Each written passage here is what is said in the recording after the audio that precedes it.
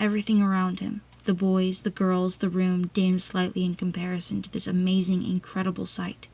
It seemed to have its own spotlight.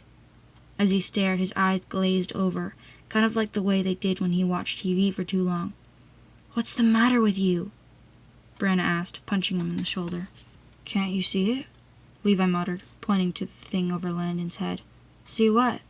Brianna turned in the direction he was looking, and when she caught her breath, Levi knew she could see it too. He was secretly relieved, glad to know he wasn't just making all of this up in his head. They both stared in silence, ignoring the commotion around them. There it was, that symbol. A for Ahortos, hovering in the air, shimmering as if bathed in some celestial light all its own. Yet no one else seemed aware of it, only Levi and Brianna. Levi's dad burst in. "What's going on in here?" His deep voice echoed through the room, jolting the duo out of their trance. The bullies backed off and the laughter stopped. Big, barrel-chested Mr. J.R. commanded everyone's attention. He went over to help Manuel to his feet. Mary Stanton rushed in as well, eager to help now that the danger was averted for the moment. "You okay, son?" Mr. J.R. asked. Manuel nodded, apparently too shaken up to speak. Mr. J.R. handed him over to Mrs. Stanton, who helped unravel him enough for him to walk with her toward the office. Mr. J.R.'s furious eyes turned to the four bullies. Levi got a little chill. He knew what it was like to have those eyes stared down at him when he'd done something wrong. His dad's eyes could be full of kindness, but push the wrong buttons and they bore a hole into your soul. "Hey, we didn't hurt him." Landon looked defiantly into those intimidating eyes. He didn't seem to be afraid of Mr. J.R. at all. That kid was braver, or dumber, than Levi thought. "You boys go on home now." Mr. J.R. didn't raise his voice. He didn't have to.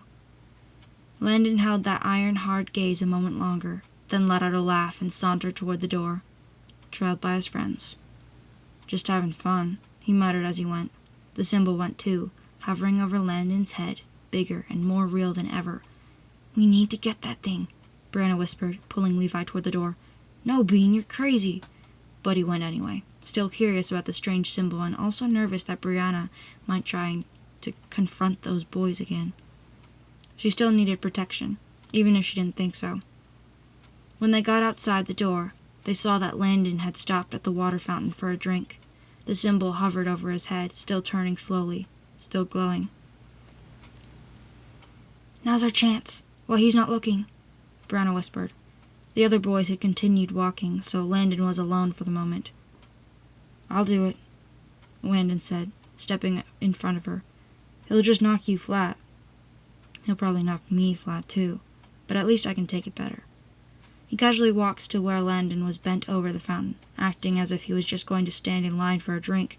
Then he reached above Landon's head toward the rotating object. At that exact moment, Landon straightened, knocking into Levi's arm. The kid whirled on him, his big face reddening. "Hey, idiot, what's up with you?" "Nothing," Levi said, smoothing his hand over his hair casually. "I just saw this giant bug about to land on your head, so I was swatting it away." "A bug?"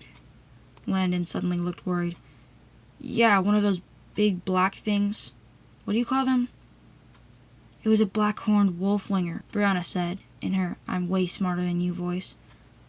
"Also known as the Lupinus ala maribunta. The worst kind. A stinger the size of a ballpoint pen.